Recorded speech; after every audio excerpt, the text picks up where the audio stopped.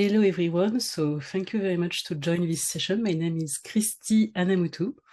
I'm the Chief Product Officer in Bluenove. Maybe you have never heard of us because Bluenove is a French civic tech. This is now more than 10 years that we exist, and we support all the major civic tech projects in France, Europe, and also worldwide.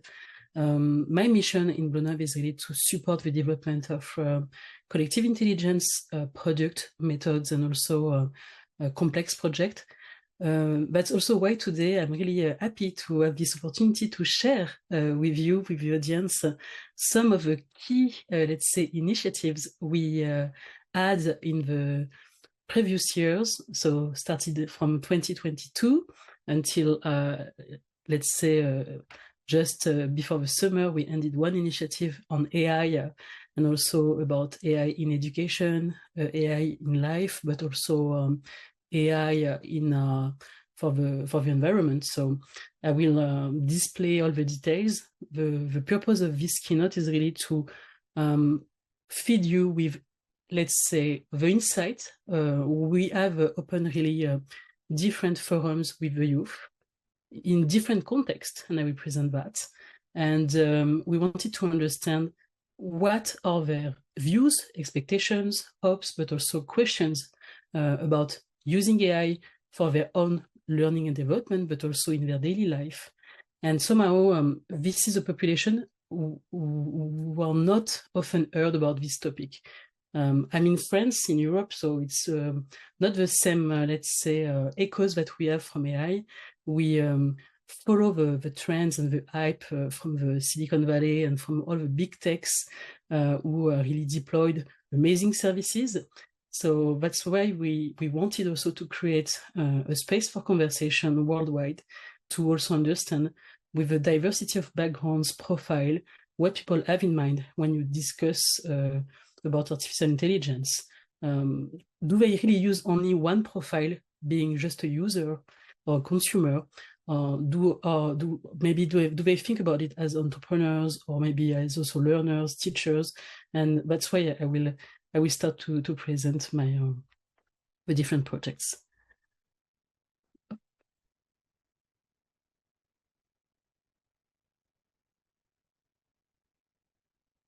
So today I would like to focus on 4 key initiatives.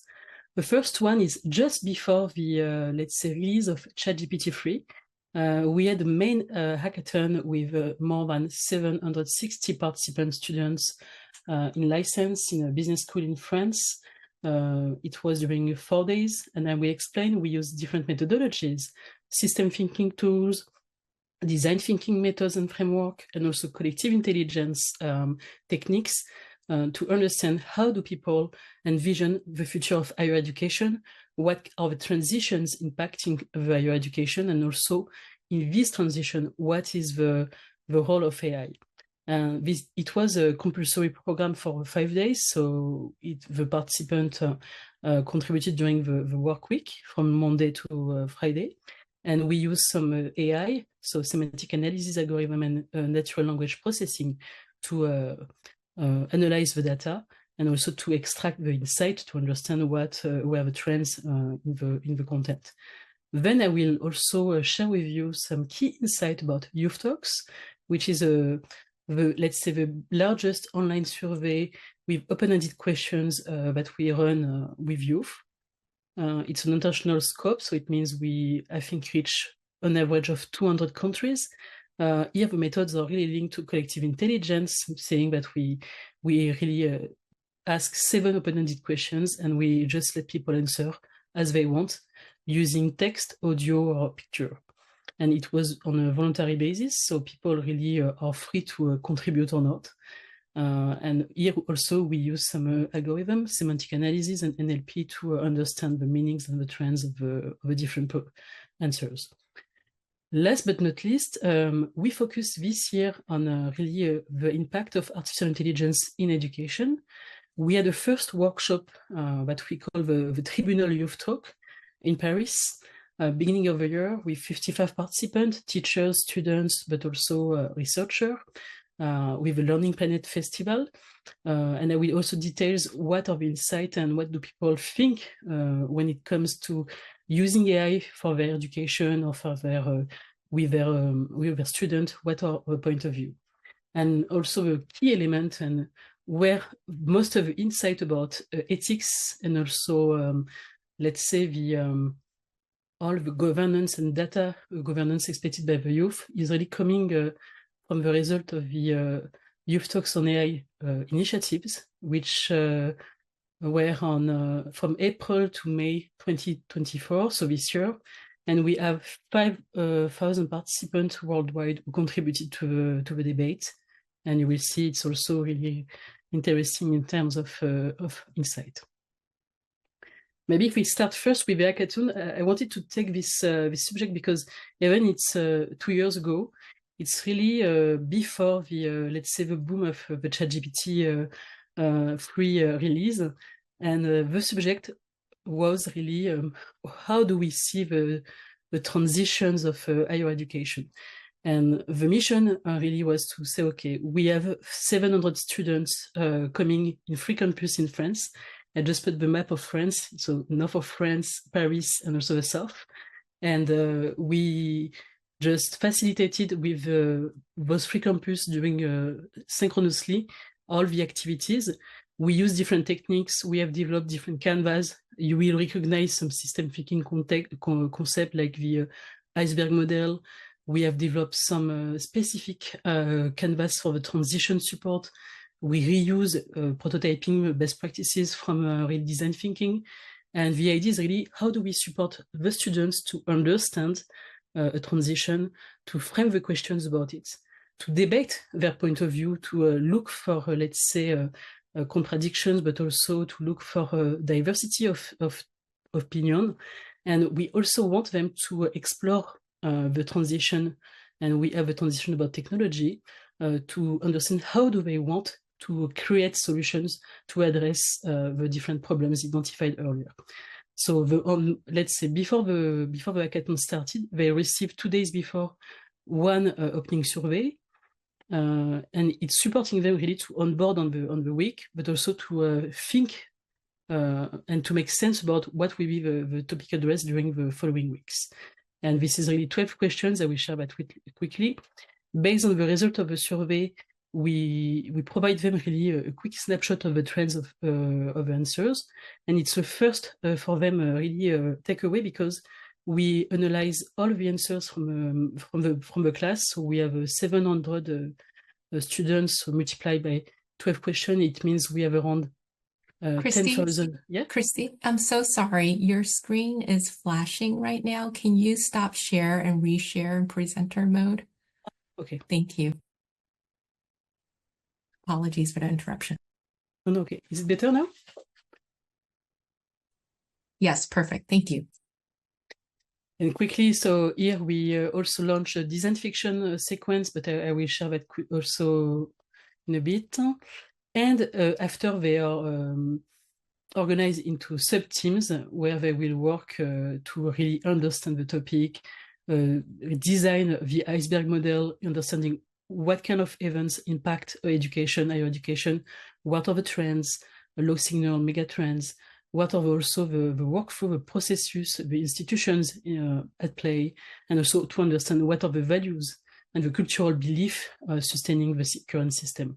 So it's key before they enter into the debate, where they can really address, okay, what are the key issues that we need to address to be sure that the transitions or that the higher education can sustain the transition properly. And after this phase, they have a Wednesday to identify potential ideas to solve the issue they select. And based on a Canva that we have developed using, as you can see here, the different components they worked previously on, they can really create a proposal for a concept. The concept could be a technical concept, could be also a community concept. So it's not, it's really open, and you will see some result. And based on that, after we create a virtual museum online where all the projects are presented and the participants, they go, they vote. And we have a selected project on the 3 campuses to have a final on the Friday afternoon. It's really intense, 5 days, but at least at the end, the participants, they have the opportunity to really think about the subject, deal with the subject, discuss, debate of the subject really during an intense week, and they leave the week with a lot of inspiration. Quickly, the question that I just wanted to share with you, because it was really before the boom of let's say generative AI. I want to focus on the result of one question we asked during the opening survey. What are the 3 societal transitions that need to be addressed as a priority? The second question is, what role do you think higher education should play in this societal transition? And the third question is, what are the 3 main opportunities and risks associated with the deployment of AI in higher education? As you can see, we had around 20,000 contributions. I said 10,000, but it was 20,000. And we had only 2.5 days to analyze them. We use different techniques with my team, semantic and psychological analysis. I can come back on that later on if you need during the Q&A. And let's say, in a nutshell, when you take a look to the result, when we ask them in September 2022, the 3 societal transitions that need to be addressed, in fact, in the top 3, we don't have any digital or technological transition. It only was identified by them as in the 4th position. The priority 1 really is ecology, environment, climate. Second priority is social justice. And the 3rd priority is economic and financial transition. And technology, AI, really, let's say, came at the 4th place. When we also ask them, in your opinion, knowing that they belong, you can see the name of the school here in the footer of the slide. It's a French business school, huh? So they have a lot of fees and tuition to pay to access this business school. It's also on a different assessment. So it's one of the elite business school in France. So they also we try to support them to have really critical thinking about the higher education at large, knowing that they are also the first, let's say, consumer of a school. They are the students, and they are also the one who are the main stakeholder, because when they will leave the school, they will be the alumni. So it's also key for them to have this in mind. And just before their first week in the school, it's also interesting to support them to project the place of higher education in society. So that's also why this topic is key. So Stop Doing, as we can see, they address a lot learning methodologies, the fact that the societal transition should not be only greenwashed like a topic to be, let's say, a fashion topic. It's something that should be addressed deeply and seriously by the school. And we can see they really expect to have a better student experience, to also develop solutions, to have different relationships with the teachers, with the pedagogical system at large. And when we think about the topic of today, which is artificial intelligence, 2022, so September, here they see opportunities about really efficiency, so productivity, innovation in learning, and also any administration task for the students' relationships and student office. For the risk, it's interesting, you will see, this will come back later on different projects. Loss of social and human contact, it's really one of the fear number 1 of the students. All the malfunctions, bugs, reliability problems, because there is a black box issue around the AI, and also this laziness syndrome that they can also identify as being a threat. So this is the point of view of one population, a bunch of youth in France in September. We wanted also to provide them the tool to think about the, let's say, AI as also a multifaceted challenge. And that's why also we wanted to use system thinking concept and methodology that they understand that AI is interconnected with other societal challenges. And that's also why the week is a lot about system thinking and not only about design thinking, because they need to understand that maybe one challenge in one area can also solve challenges in other topic. And so that's why we try also to support them to use techniques like design fiction to understand that they can also take the lead about what could be the future of AI. And this is a question we ask a lot when you think about the climate change. What have you seen? Did you read or did you see the summary of the GIEC report? Or did you, for example, see the movie on Netflix, Don't Look Up? Which one is the best candidate for, let's say, culture change and also transition change? Most of the time, people, they have seen Don't Look Up on Netflix, and less, let's say, they have read the GIEC report. And here, maybe just a focus, it will be really important for the rest of the initiatives. We want also to equip the youth, to equip all the students with the ability to craft their own stories, to be their, let's say, the hero of their stories, because it's really important that once they get the mindset that they can change the history by just changing the future, by just writing a new story, they are in a different position about what will happen next, even if we have uncertainties, volatilities, and complexities. And also, when we take a look to the learnings from Yuval Noah Harari, we know that collectively, as a species, this is the way for us to convey transition in our culture. Stories are the best technology to support the transitions. And maybe the last part of the element is that for uncharted territories, new and complex subjects, the old ways of working, the common myths are not enough. So we need to recreate new ones. We provide them some tools and some information about, okay, what are the best ingredients to create and to cook your story. You have to make a world building. You have to stick to values. What do you want to defend on your stories? What is the new way and the desired future you expect? What are the identity of your character? And here again, it's only one of the activity during the week, but just to explain the different elements we provide to them. It was really interesting because they created, because they are, I think in 28 teams, they have created 152 fictions. They only have 3 hours to create the fiction. And on all the fictions we have collected on the Monday evening, I make a look when I prepared this keynote. I make the analysis. We have only 23 fictions related to AI. So it means when they make fictions about the future of higher education, it's not AI, which is one of the trends coming back a lot. It was a first surprise, in fact, for us, because they use technology, they have dystopian views, utopian views, but their first concern is really, as I mentioned in the result of the survey, addressing ecological challenges, social justice, and AI is really, let's say, more a low signal for the time being. And we are still in 2022. I just put some screenshot of one fiction and I think it was a poem that one team created.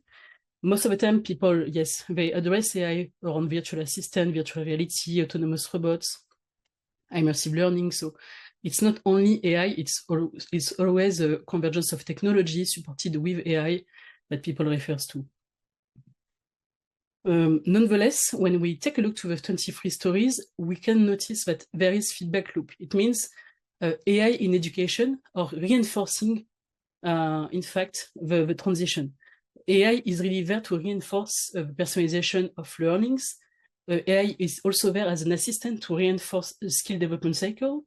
There is also a lot of interconnections between different societal trends.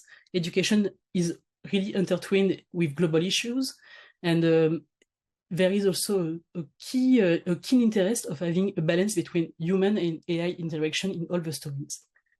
Emergence, we can also see new realities in terms of educational experience. There is a lot of use of virtual learning spaces and global collaboration, and we see that also as a really much more expected by the student than we can imagine. Also, a thing about the fact that we can see that education system adapts to AI. it's not AI which adapts to education systems. So, and this is reshaping in the stories and the fictions, the teaching roles, also the lifelong learning. So I think it's key also to keep that in mind. We have clearly a new stakeholder at the table, which is the algorithmic intelligence. And maybe some also key things to keep in mind in terms of weak signal that we have seen in these stories. The perception of AI is really driven by a long-term perspective. So it's something that will really change the course of education in the long term. And also here, some insight quickly when you take a look to the moral and to the lessons of each fiction. At this stage, the youth, they expect a balance between the technology and human interaction. It's something coming back a lot. They do not see a fully automated education. They always want to maintain human interaction. Second element, they identify really what makes the human unique in terms of skills, mastery, ability, and in their story, the heroes really have superpower which are really dedicated to the human species and not shared with the synthetic, let's say, intelligence. As we said, it's really intertwined between global issues. So the solution of AI is there to address global issues, and higher education is a platform of transformation. So it's not only higher education and AI, it's really, for example, we want to fight environmental challenges. So now in business school or universities, you learn to use solar energy to create new solutions to ensure that you can face climate change issues. It's one example of one stories. There is also a lot of ideas, let's say radical idea, because they want to use AI to really open access to the higher education to the maximum of people. It's in different stories, so it's interesting to see that they want to have an inclusion of the different parts of the society, and not only to keep higher education to the elite of people who can do who can spend time after in their lifelong learning. And last but not least, we see there is more and more advanced collaboration at the global level. So yes, just keep that in mind. It's the story before the boom of ChatGPT-3. And also here it's some trends, but quickly on the digital transition, most of the time, the first thing coming into the mind of people about mental model, it means here, all the hypotheses, the values that people need to fight is really about the negative effect of AI, the loss of social ties, the loss of jobs. So it's really the first element that people refers to when they think about the systemic mental model regarding AI. The other element, which is also key, they say it should really improve radically the quality of teaching and learning. So they identified this as really early, and at the end of the exercise, what we can understand based on these takeaways is that somehow the higher education lack a kind of responsibility in terms of integration of AI, and they want to address that. They don't want to have a conservatism and rejection in terms of use of technologies and change, and that's why when they have identified issues, they want really to say, okay, how do we use digital technology to have a better quality of teaching and learning? What are the risks associated with growing use of digital technology in higher education? How can they be mitigated? How can we democratize access to digital technology? So this is really the three, let's say, clusters of problems they want to address during the week. I do not detail all the project, but just keep in mind that even if we received, I think, an average of 165 projects, no finalist project use AI in their solutions. Well, in fact, most of the projects were about addressing environmental and social challenges, like, for example, Second Life clubs, or second also a way to fight the fact that in the canteen they can have biological fruits, and it's really interesting to see that AI is not really a part of the finalist in terms of project. So keep that in mind. So here I just finished the first presentation. Now maybe just to keep in mind that we go to the second initiative, which is Youth Talk. I don't know if you have heard about it.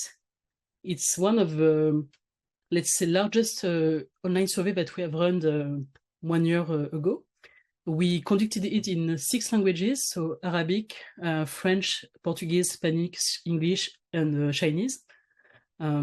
It's only based on open-ended questions, and we had some questions closed-ended for the representativity and the researcher. So mostly the open-ended questions were the majority of the protocol.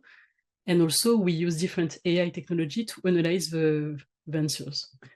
In terms of KPI, we have reached, in terms of really impressions and people connecting to the survey, more than 160 million impressions. So it means we were able to attract 45,000 participants. We have participants from 212 countries and territories, and we were also supported by 2,300 ambassadors. These ambassadors declared themselves they are already on voluntary basis, and we also were supported by 55 partners from higher education institutions, youth associations, civil society, and we were able to collect 1 million contribution, written contribution, but also pictures and audio contributions.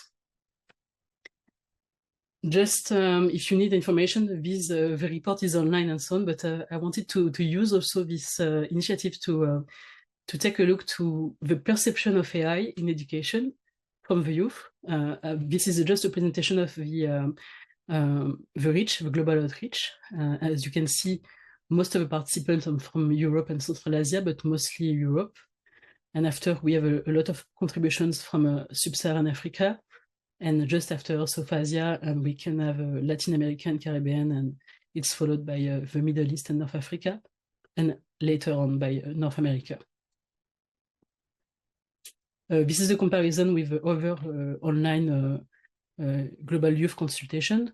So this is the result for the Youth Talk initiative here, 2023. And after, you can see the other one, which are run either by the United Nations Body Shop or Deloitte or the World Economic Forum. So we can make a comparison about the, let's say, the most known global youth survey. So you can have access to the data also there online. So why did we do that? Because we are convinced, in fact, in the team that we need to let a seat to the young people at the table of decision, because they are also the one who will contribute to shape the future in a sustainable way. And the mission of Youth Talk, based on Youth Talk, the classical online survey, also what we did this year, is really to bring their voice to the youth, to the world, and also to be sure that their insight can be taken into consideration by organization and decision maker. Quickly, maybe to just explain what I do with my team, we have developed methodology using artificial intelligence and natural language processing to, in fact, extract the common sense and the trends from open-ended questions. It means that people can really answer freely how they want, in the length, in terms of text that they want. And we identified the key themes, the key sentence, the meaning, and after we will create what we call a frame of reference to understand what are the mega trends, the low trends in a given topic. And we have a supervised methodology, so it's not only AI, it's also supervised with the human eye, because we will see it's not a simple structure. People have really refined understanding of different topics, so it's important for us to monitor the answers and to also guide manage the algorithm. I will go quickly through this step, but these are the steps we use, in fact, that when we create a semantic analysis. Keep in mind that we create a map of a collective understanding. based on this map, we can see if we have any consensus or cleavage or different point of view. And after, with a segment, we can provide a differential analysis. Here is the algorithm part, but maybe there is a additional question on that, but we use a non-algorithm like K-means LDA, but also transcribe for all the audio transcription and speech-to-text. And we also use image recognition when we have pictures that people share for the answers. This is the way, in fact, when we receive the answers, we receive text like that. Full sentence, could be short sentence or long sentence. And after, with the algorithm and the methods, we try to understand what are the main themes, what are the weight of the different themes, and we create a referential to be sure that people they can find their answers in the global result. And as I said, we are a civic tech, so for us it's really key to demonstrate transparency and also ethics in the way we deal with answers. We use algorithm, but we also are really attached to the fact that there is a human oversight and the fact that the human is managing the end result. So one of the questions, the different questions, we have 12 questions we address to the youth, is the following. To build this desired future, what we must all learn at school is, and this is really an open question, and we had 33,000 contributions. Just here, if you can see my screen, on this contribution, this is online, and if you want to see the results, let's say people were really focused on saying, okay, what we need all to learn at school is really based on the individual values, the way we can live together, everything related to environmental challenges, interpersonal skills, life skills, all the cognitive and problem-solving skills and tools, any traditional discipline to know science, and understanding the world. When we take a look to the main themes, it's available here. Maybe what is surprising for the topic we have today in the keynote is, in fact, the AI topic did not raise the top 10 or even top 20 themes in terms of rank. Most of the answers is really about personal values and virtue, and we'll just open here. And people are really keen to say, okay, we need to relearn how we can live together, the respect, the values in general, kindness, tolerance, acceptance, solidarity, empathy. And when we take a look to the trends and to the global result, it's really related, to the first insight that we had about the survey, that people are really attached to human connections. And here we can see these trends coming back with a different audience, but it's one of the key trends. If you go online, you will be able to compare the different results from the different areas. For example, if I take Northern America, you can compare it with the result of, let's say, South America, if you want. And we see here, based on the weight, the different rank of the different themes. There is also a rank of the themes by region, because we are able to compare if there is any, as I said, consensus. And what you can see here, no matter nearly the region, personal values and virtues is really the topic number 1 coming in Europe, South Asia, also North America, Latin America, Middle East, Sub-Saharan Africa. It's only in East Asia and the Pacific that it ranks in the 2nd place, but it's really interesting. And also, coming back to our topic, as we can see, it's not about really a priority put for the technical topic or any AI topic. Here again, if you want to see the detail of the result, it's available online, and you can have the detail of each area. Here I just took a screenshot of the result about the time AI was mentioned. And in fact, it was only mentioned, I think, in 83 sentences. So in 83 answers, given the 33,000 answers we collected for this question, you can see it's really a low signal. The priority of young participants is really to have a call for better understand the world, but also the way we live together. It's not really focused on AI. So having this in mind, we said, okay, maybe we have a blind spot. Maybe we don't know. Even if we have a representativity in terms of profile, diversity, in terms of also geography, we need to clearly address AI as a topic for the next conversation. And that's also what we did. In fact, we launched so this year, beginning of the year, 2 initiatives. One, which is a workshop about really the role of AI in education. And the second one, which was an online debate where we have 5,000 participants who contributed to understand what could be the expectation about AI in education. So yeah, we just discussed about the tribunal. Maybe you have heard about that methodology. It's a non-methodology about future generation trial. You are in a simulation where you ask participants to play the role of a judge or the advocate or the defense for AI, so different parties. And here they have a case really to understand, okay, what should be the transition of higher education of education using AI. So we will see the details, but just to explain, this is an in-person workshop. We did it with a partner, the Learning Planet Institute in Paris.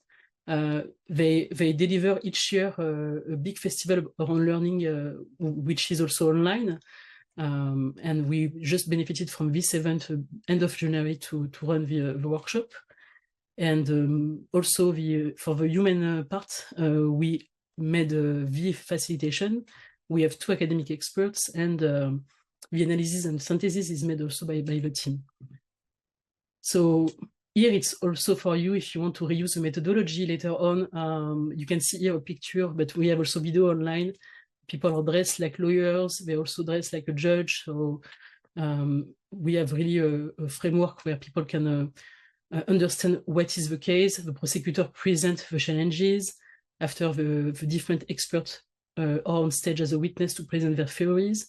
And then after, the teams are working for, depending on their teams, if they are, let's say, defending the use of AI in education, or if they're against AI in education, to identify what are the key arguments and also to prepare their pitch for the pleading part during the event.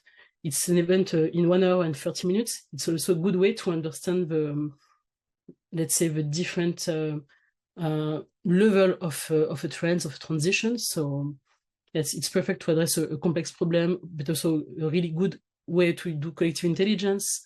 And you borrow all the codes of the trials. It's really, in terms of, let's say, atmosphere, it's also really dynamic, and people are really keen to be in this simulation. Quickly, it's just an example about the key insight, okay, when you present the case, AI in the classroom, progress or danger for living together, the risk, the opportunities. They also have a brief note where we have put different evidence to support the parties to prepare their argumentation.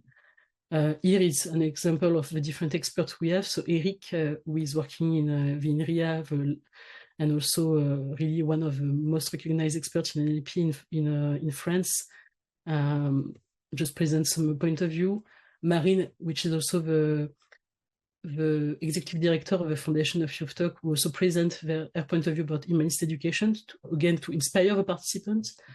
And after, people are working quickly in short sequence to identify their arguments. Just here a synthesis of the arguments. Again, we can see that the prosecution is about not being replaced by machine. The fact that there is also an ecological disaster when you make requests to AI, because it's spending 1 liter of water when you make 30 requests to AI. We can also see that there is also potentially a difficulty of inequality with AI, because only people with technology and also budget can access it. And maybe with all the bugs and also the hacking and the fact that this is a black box, maybe the world is less safe, and there is a trust issue around AI. So that's the prosecution part, which the arguments also are details in the appendix if you need, but just to explain the key arguments here. And here for the defense part, moving into new professions like data analyst, data scientist, school better understand and train these tools, because here we have also theories about the fact that the learnings can be really personalized and customized for the students, and using AI to develop our creativity is also expected by the defense part here, because it's also good for the generative AI to create content, prototype, music, any arts, digital arts. So people also identify it as a creativity potential. It's supporting teachers, not replacing them. We will see this trend coming back again in the global debate, and AI is a source of inclusion because it can also democratize access to knowledge. That's it. So quickly, the final verdict that you have in mind. In fact, the jury, they said, okay, we need to, AI is here to stay, just like the internet, so we have to adapt. The key problem is really how to use it, how to implement it. Everything remains to be built, and the fact that they don't want to have a blind trust in AI, and they also don't want to forget how to do things without AI. Voilà, that's for the main key result. Now I just would like to spend some minutes on the findings of the global online debate that we had in May, April and May. Here again, we use collective intelligence online and an online forum, a multilingual forum. We also had an onboarding quiz to present dilemmas with AI to the participants. And we use also different taxonomy analysis to understand the topics and so on. This is a debate which is also with a community manager and animation. And we animate it, and the synthesis is available online also if you want to see the details. So key figures again, 5,000 participants, more than 53,000 contributions. And we have a lot of countries represented for the teaser, so all the dilemmas. On the debate, 1,142 participants, so let's say it was a bit perhaps more complex to enter in, but people also spent time to read the comment and so on. And we can see there is a lot of reactions because people were reacting also to the comment rather than just answering and so on. It's also a way for them to contribute. 3 topics. I will not detail everything now, but we focus today on AI in education and understand what are the expectations in terms of data governance and ethics. But people also discuss about AI and well-being and AI for the planet. Here, the contributions are mainly from Europe and also Sub-Saharan Africa. And we have some contributions from Latin and Caribbean and also North America. And perhaps the key insight, just checking the time. The key insight, when we have analyzed all the content, in fact, one of the most important, let's say, rules and principles that the community agreed on is really that we need to promote AI for good and not for more. And really the focus of the different debates is really, okay, what are we looking to do with AI? Is it really, the promise of just productivity is not really the focus of the youth. They want to have a balance of benefits with preservation of the social and environmental values. It means they want to have AI to really be sure that you can still have a good way to live together, no in fact, injustice among communities, that no people is left on the side. And they also see it as a way to enhance human capabilities and solve societal issues. And for them, it's really important that also AI can contribute to build the world of future generations. So we can see it's really a focus on, let's say, sustainable way to use AI. And that's also what we can see also on the other values, preserving all humanity in the age of AI. This is something we can see a lot on the debate on education. They want to keep some specific critical thinking skills, self-reflection qualities. They also think that there is a threat about the lack of humanity in AI, even though they identify AI as a potential friend for learning in the future. They don't want AI to exacerbate individualism in society. They have also, I think, a clear eye about the balance between, okay, is it really an opportunity, or should we have responsible behaviors and learn to navigate the different risks? And they are really calling for a strong governance and also ethical rules. So if we just deep dive into the results, this is one example of the dilemma we ask them. sorry, up. So the dilemma, what if robot could teach your class? They are loaded with all the knowledge and can give you a helping hand, just like in a sci-fi movie. And they have one choice to do between solution A or solution B. There is no good or wrong answer. Huh? And most of them say, okay, I don't want this robot takeover. We want to keep the teachers as the star of the show, keeping the heart of teaching, and even if it means missing out adventures with RoboGuide. And here, this is interesting. Globally, 71% are for the scenario with a teacher in the heart of the solutions. We still have a few participants who are maybe interested to have this let's say, disruptive way to have learning with robots. We can see maybe the most interesting differences between Asia and Europe. We can see the trends in Asia. And we have here an example of one contribution in the debate. Will AI replace human creativity? No.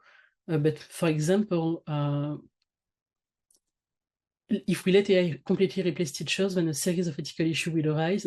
So they are, I think, clear-eyed again about the consequences if there is a scenario where there is no more human or too much AI in the system. Again, here the second dilemma we expose about education, digital homework dynamics. Imagine AI transforming homework, capable of everything from essay to math problem. What do they want? A fully integrated AI for all their homework, or case B, use AI selectively and force you to think for yourself. As we can see, there is a strong also here adherence to the fact that we should use AI selectively. Maybe it's a bit disturbing because when you see the other survey, most of the time, the way the question is asked is they ask to the student, do you use AI? But we don't ask them, okay, what scenario do you prefer? The one that you can selectively use it, or the one, or it's deployed through all the homework? And when we see the result here, it means they are, in fact, they don't want to be, in fact, let alone in front of this decision. We need to create a frame for that, to create a governance in the way they can use AI or not during the homework or the task where they need to develop their own skills and frame of thinking. The other dilemma, just as an example, a radical shift, understanding that AI can teach everything anywhere, anytime, do we need school? And here again, a strong content, a strong cohort about the preserving the school for communities, structure. So it means really the youth, the Gen Z is really attached again to the human side, community-based mission of schools. And this is coherent on all the different areas. Another view, a nutshell about the debate, because here in the debate, it's really open again. People address the topic they want. You can see here the number of messages and the number of reactions. Here, this is really the themes of discussion that people discuss a lot. Keep in mind that they firstly discuss about how to use AI as educational tools, what is the use and what is the control, how to personalize learning, how to increase knowledge or optimize tasks. But just after that, the key concern is really about regulation, data governance, accountability, data protection and privacy, what is the meaning of cheating, the loss of critical thinking, and the data protection and privacy again comes back. So that's why if we just make a synthesis about the way the youth discuss and the Gen Z discuss about AI in education, we can see a strong focus about ethical AI. For them, it's clear that we need to have guidelines for the deployment to establish what they name robust ethical framework to be sure that AI technologies are there to enhance the experience and not to just compromise the human right and standard. I will let you also discover the other topic, but I just want to zoom in into the topic of ethics of AI in education. Keep in mind that they discuss a lot about having solutions around data protection and privacy, academic integrity and cheating, ethical development of AI, human oversight in AI application, bias and fairness. Okay, maybe you have questions. I just go through quickly. if maybe something to keep in mind, when we see the different learnings, I just go to my last slide. They have a strong focus for the human element in education. In fact, in the different initiatives that we have seen, the hackathon, Youth Talks, the Tribunal, Youth Talks on AI, there is a strong focus really to say, okay, we need to keep the human element in education and to maintain the human teacher at the heart of the system, to keep also social interaction between the teachers, but also between the students. There is also really another focus about having a balance between AI integration and privacy, an ethical AI development. The developer are responsible of what they provide and what they deploy on the market. An implication for educators and technologists. We need to have a collaboration between educator, technologists, but also students, and to really involve them into the conversation. And yes, that's maybe the last point. Yes, artificial intelligence, but with collective intelligence, as you can see, it's providing first insight. So question, thank you for sharing.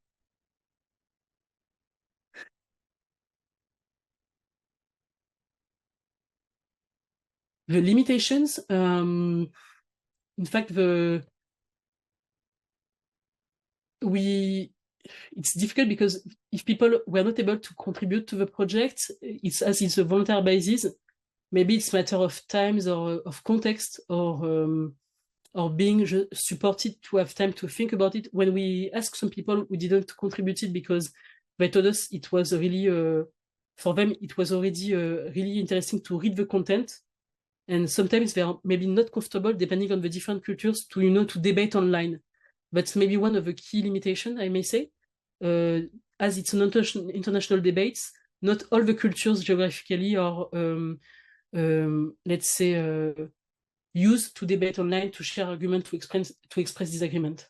So maybe there is maybe a work here to do, not having only debate, but also sharing other methodologies to be sure that we have collective intelligence where everyone can express their point of view, let's say, officially or maybe unofficially.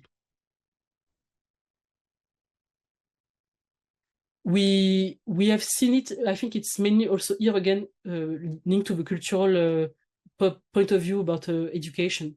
Clearly, the role of education is not the same when we take the countries we were in, because we presented also the result in China, and we are not surprised by the result. And for them, the values are really not the same in terms of the place of education and the role of education in their also their societal system. And maybe the students are not used also to criticize the education system. So that's also why maybe there is a difference, and also maybe the performance culture is not the same. Where for example, in Europe, we have let's say we are a fear of failure. This is not the same when you are in North America. This is not the same when you are in Asia, because they want to have to be proud of the result. They are not with the same, let's say, behaviors and cultural posture about AI and about education. But you can read in detail the report per geographical area. You will see the different values ranking and the different themes. It's good to combine both the consultation plus the debate on AI. So thank you very much for the participant who stay 55 minutes to follow the presentation of the different initiatives. Thank you very much to Innovated and to the team of this event for the opportunity to present the result. And I hope that you can use this to inspire new initiative, collective intelligence, and also let youth express their idea and contribute to the different projects you have.